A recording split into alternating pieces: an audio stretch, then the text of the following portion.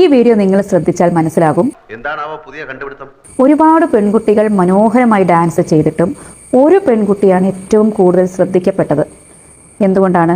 നീ എന്താണ് ഉദ്ദേശിക്കുന്നത് വത്സ? ബിക്കോസ് ഷീ ഈസ് വെയറിംഗ് ഹിജാബ്.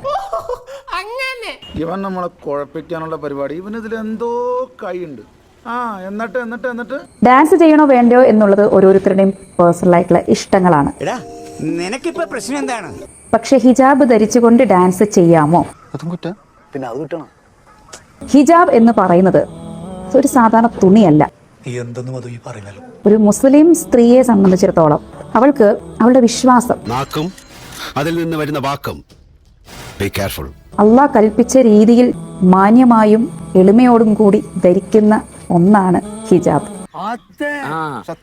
അപ്പൊ ഹിജാബ് ധരിച്ചുകൊണ്ട് ഡാൻസ് ചെയ്യുക എന്ന് പറയുമ്പോൾ ഇസ്ലാം വിശ്വാസികൾക്കത് ബുദ്ധിമുട്ടുള്ള ഒരു കാര്യം തന്നെയാണ്.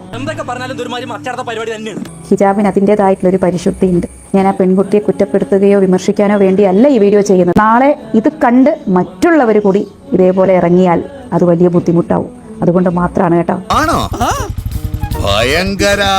ഒരൊറ്റ റിക്വസ്റ്റേ ഉള്ളൂ, ഡാൻസ് ചെയ്യണമെങ്കിൽ ചെയ്യാം.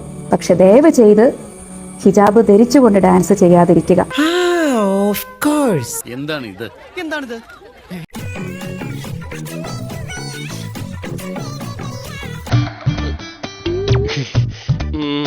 തൂക്കിയല്ലോ നാദാ.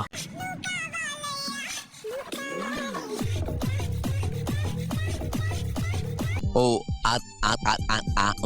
അതോ അത് ഞാനല്ല. ഒരൊറ്റ റിക്വസ്റ്റേ ഉള്ളൂ, ഡാൻസ് ചെയ്യണമെങ്കിൽ ചെയ്യാം. പക്ഷെ ദയവ് ചെയ്ത് ഹിജാബ് ധരിച്ചുകൊണ്ട് ഡാൻസ് ചെയ്യാതിരിക്കുക. എലിവിഷം വേണ്ട, ഏൽക്കില്ല. നല്ല പന്നിപ്പടക്കം വാങ്ങിക്കുക, ഈ സാധനത്തിന്റെ വായിലിട്ട് പൊട്ടിക്കുക, കൊല്ലുക.